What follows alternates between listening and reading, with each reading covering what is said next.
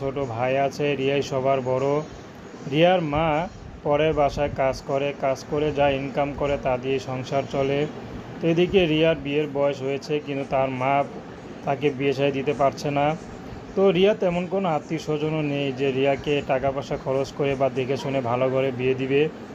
তো রিয়া খুব চিন্তায় পড়ে যায়, মাঝে মধ্যে কান্নায় বালিশ ভিজেও ফেলে। তো শেষমেশ তার এক বান্ধবীর কথা ইউটিউবে এসেছেন।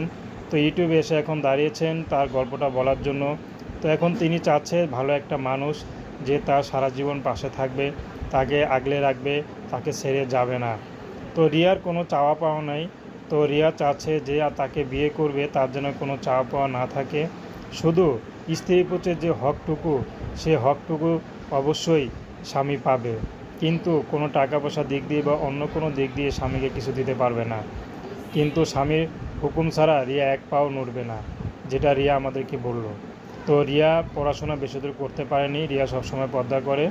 তো রিয়ার মুখ দেখতে চেয়েছিলাম, তো রিয়া বলল যে আমার সারা জীবনের দায়িত্ব